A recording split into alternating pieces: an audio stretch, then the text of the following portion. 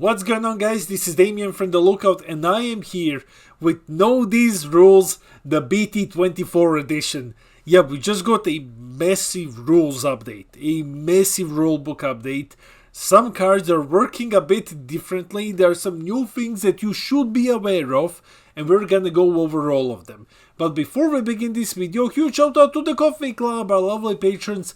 These are our $2 and up patrons. They buy us coffee, they keep this crazy content grind going, and guys, thanks a lot for your support. If you wish to join the Coffee Club, link to our Patreon is in the description below. And I think that's about everything.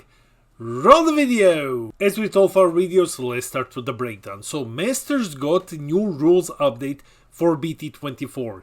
It's not just the energy marker, the mulligan and the Z-deck. There's a lot of things here. So we're gonna go over rules and interactions. We will be focusing on BT24 and the recent general rules update. Yeah, if you haven't checked out the rulebook, go do so, there's a lot there. And we'll just wrap it up with a summary. Let's go! Let's start with a very brief summary of all of the new changes. So energy markers have been added to the game. The second player gets an energy marker. Now you need to mulligan your entire hand. We don't have a selective mulligan anymore. And the Z deck has been expanded from 7 to 10 cards, which will help out some decks. Now let's check out some more specific scenarios. Let's start with 2 or 3 cards. How many cards do you need to combo with Tapion in order to draw 2? You only need to combo 2 in order to draw 2. I mean, draw 2, you play 2 guys which you draw a card. So the auto is when a card in your combo area is placed in its owner's drop, you may play up to 2 blue hero cards with an energy cost of 1 from your combo area in rest mode. If you do, negate this skill for the turn. Now, it sounds pretty simple, right? But it's a bit complicated, and that is because of when different checkpoints in the game occur. Basically, the trigger which checks for cards in the drop happens before the cards go actually to the drop, so the auto resolves before any of the cards actually go to the drop.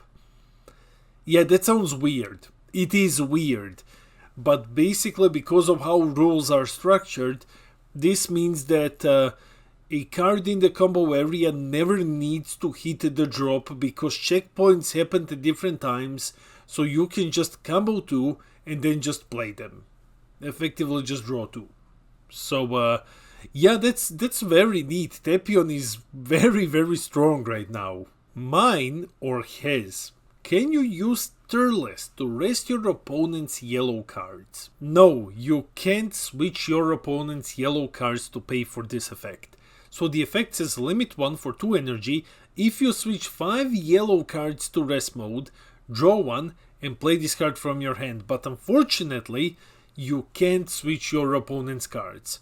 This was just recently clarified. You have to rest 5 of your yellow cards. So sadly, Turles didn't turn out to be the spicy silver bullet for yellow. Unfortunately not. Now it's just shit. So yeah, it's not the best. It looked very awesome when it was initially revealed. Now it's just, I guess it's fine. Well, better luck next time. Energy marker plus this. If a leader's permanent gives that leader multiple colors, will the energy marker give you only his original color or any color? The energy marker will give you an energy of any color. Yes, if this Goku has a permanent, for example, is also treated as red, blue and green, of course it's not gonna give you black, but it will give you red, green, blue or yellow energy. Why? Well, because the energy marker gives you an energy of your leader's color, but it doesn't specify that it has to be the leader's original color. So this leader is originally yellow, but his permanent gives him 4 more colors. 3 more colors actually. So in this case, the permanent will take priority and you will be able to get an energy of any color other than black. That's pretty neat. Now one that's gonna make a lot of people very sad. I mean like 5 people very sad. There has been a Kefla change. So How does the new damage rule affect Kefla's ability to cheat out Kefla cards? There has been a new damage combat rule and it just demolishes Kefla. It's regarding this part of the effect. At the end of your damage step, for the battle, draw one and then play this card from your hand and place the chosen cards under it. Now, before actually, you just needed to win the battle and that's it. But now damage step works differently, so you need to either KO a card, you need to remove a marker from a Unison if you've attacked a Unison, or you need to deal damage to the opposing player, or else you can't play Kefla.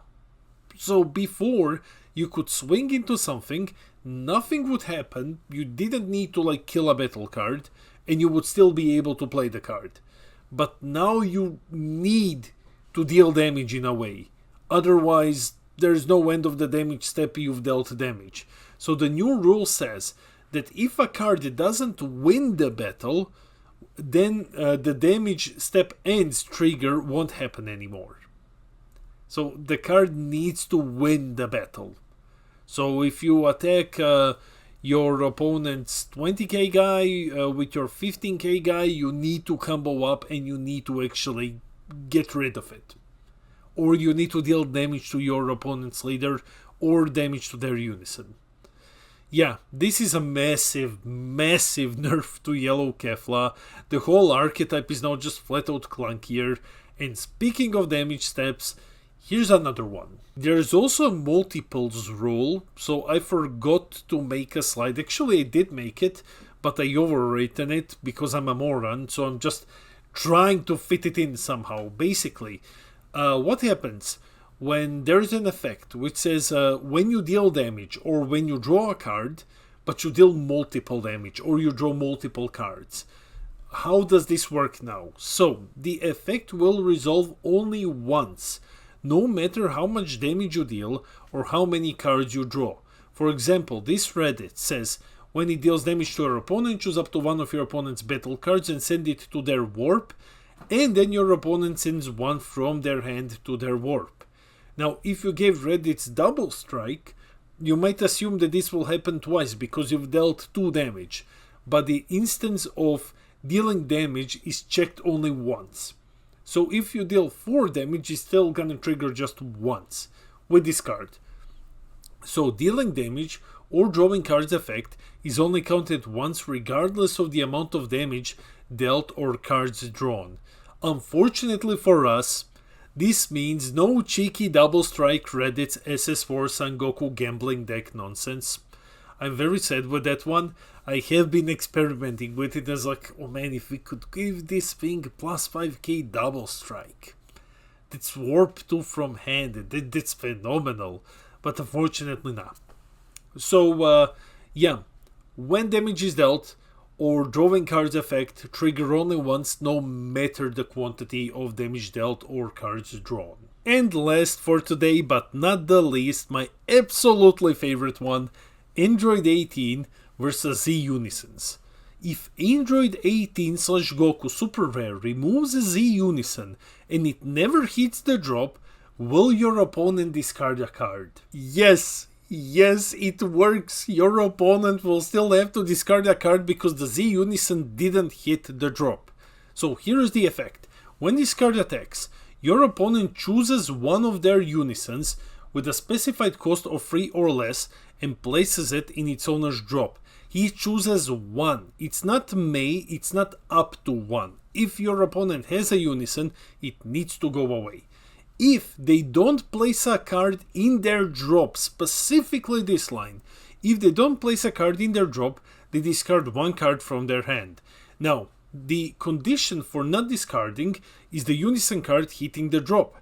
But because Z Unisons don't hit the drop, they're removed from the game once they leave the battle area, it will never hit the drop.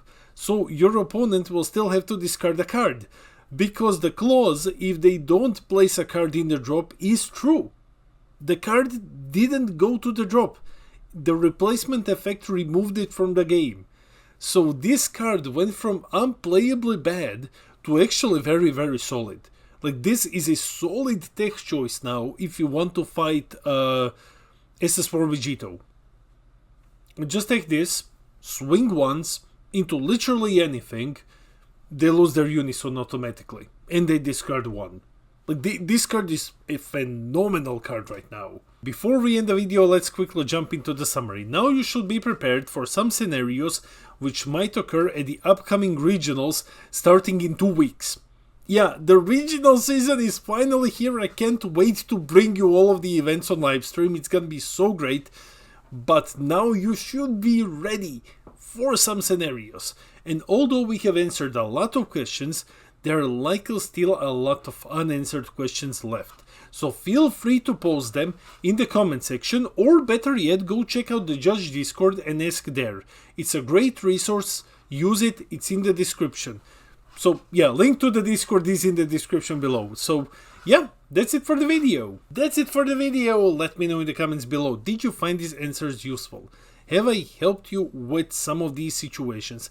Are there still any questions that you don't have an answer for? If you do, feel free to leave them in the comments, and either me or someone else will jump in and probably help you out. We have an awesome community here. Guys, at some point everyone is new to the game, and not everyone can know all of these interactions. And I encourage you to go check out the Judge Discord, it's a great resource. But yeah guys, I cannot wait to read your comments. I read all of your comments, I try to respond to everything, I love a little community. And while you're here, share the video, it helps out other people. Hit those like and subscribe buttons, help us get to 5k subs. We're super close, and then I'm gonna give away a booster box. This has been Damien from The Lookout, and I'll see all of you in the next video.